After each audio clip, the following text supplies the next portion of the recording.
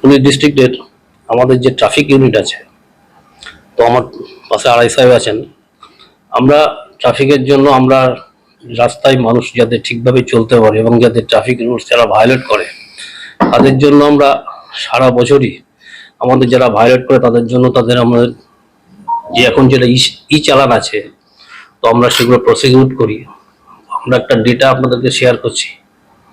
আমরা এখন এই 2024 সালের জানুয়ারি মাসের 1 তারিখ থেকে এই 25/9/2024 মানে গতকাল অব্দিও আমরা উইদাউট হেলমেট পরা যাত্রীদের আমরা এরকম কেস করেছি 15,507।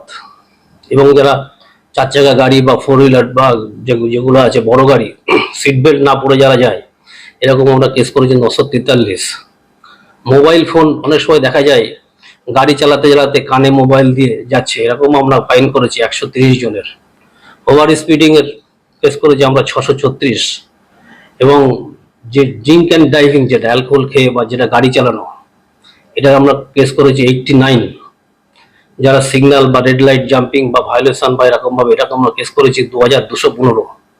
এবং একটা যেটা একটা ডেঞ্জারাস ড্রাইভিং বা লেন ভায়োলেশন মানে ওয়ান ওয়ে ভায়োলেশন বা এরকম কেস করেছি আমরা 86।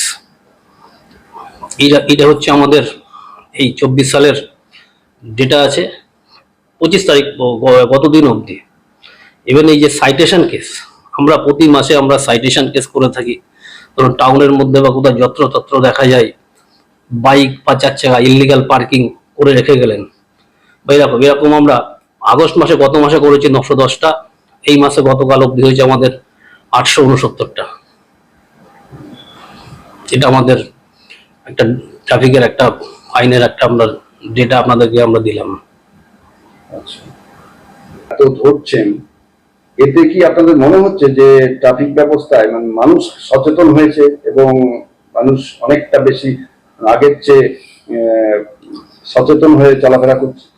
মানুষকে সচেতন করার জন্য আমরা এটা 365 দিনই করছি। আমরা সেফ ড্রাইভ, শুধু আমরা কেসের বাইরেও আমরা এটা তো সেটা না, আমরা safe drive save life programme আমরা নিয়মিত করে থাকি। এবং আমরা দেখছি মানুষ কিছুটা সচেতন হয়েছে। মানুষ হেলমেট পরছেন বা সিট বেল্ট পরছেন। এবং আমরা বিভিন্ন রকম অ্যাওয়ারনেস ক্যাম্পেইন করে থাকি আমরা। সে আমাদের ট্রাক অ্যাসোসিয়েশন হোক, বাস অ্যাসোসিয়েশন, টোটো, বিভিন্ন ড্রাইভার, স্কুল বা যেখানে পথ চলতে মানুষ চলে, বাজার, আমরা এটা অ্যাওয়ারনেস করি।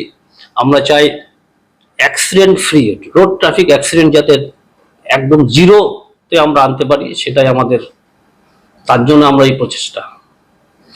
আচ্ছা, নতুন সিগন্যাল আপনারা চালু করেছেন, এই নতুন সিগন্যাল থেকে কি মানে কি দেখতে পাচ্ছেন মানুষ এই সিগন্যালটা? আমরা নতুন সিগন্যালে আমরা রেসপন্স সারা পাচ্ছি, মানুষ সিগন্যাল মানছে। আমাদের এই মুহূর্তে একটা সদরের একটা সিগন্যালটা একটু ডিস্টার্ব হয়েছে বৃষ্টি এরকমের জন্য, ওটা রিপেয়ার হবে, একটু লাগবে, কিন্তু মানুষ সিগন্যালের জন্য বা এখান থেকে আমরা দেখতে পাচ্ছি মানুষ মানছেন এবং সাড়া দিচ্ছে সিগন্যালের জন্য। আচ্ছা, আরেকটা বিষয় বলছি যে আমরা প্রায় দেখে থাকি যে শহরে যেসব টোটো চলাচল করে তার মধ্যে এদের টেন্ডেন্সি হচ্ছে যে একে অপরকে ওভারটেক করা এবং রাস্তার একটা লেনের সাইডে দাঁড়িয়ে থাকা।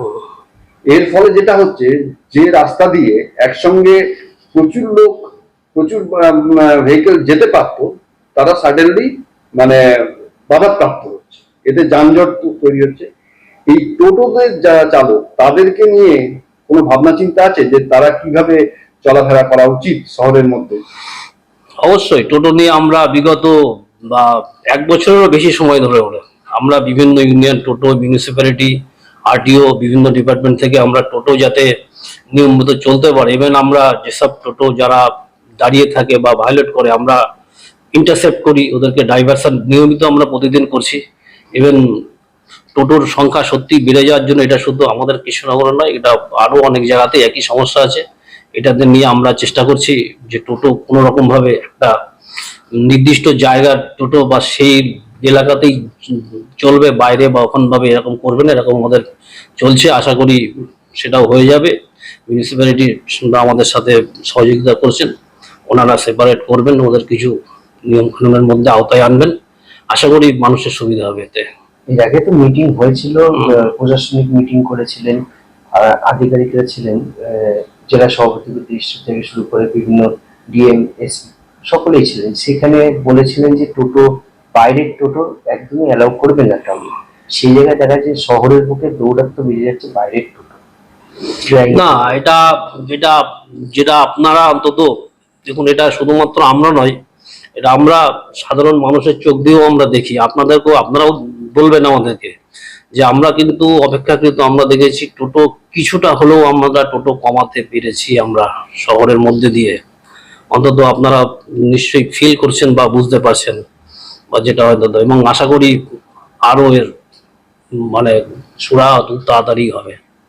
আর একটা বিষয় সেটা হচ্ছে যে বেশিরভাগ সময় দেখা যায় কিছু কিছু মানে উঠতি বয়সের ছেলেরা মানে সাইলেন্সার পাইপের এখন একটা চলাচল হয়েছে, হেভি আওয়াজের সাইলেন্সার পাইপ, সেই ব্যবহার কি সেটা নিয়ে এর জন্য আমরা একটা অ্যাওয়ারনেস করেছি, এবং বিশেষ করে কিছু কিছু মোটর গ্যারেজ বা যেখানে আছে যারা এগুলো করছে তাদেরকেও আমরা সতর্ক করেছি, যাতে এরকম ভাবে যদি কোনো পলিউশন বা এয়ার হর্নের তাদের যদি নির্দিষ্ট নর্মস ভায়োলেট করে তাদের এগেনস্টে আমরা প্রসিকিউশন করছি এবং করব, এবং আমরা এর জন্য অ্যাওয়ারনেস ক্যাম্প করেছি এবং কিছু গ্যারেজগুলোকে আমরা সতর্ক করেছি।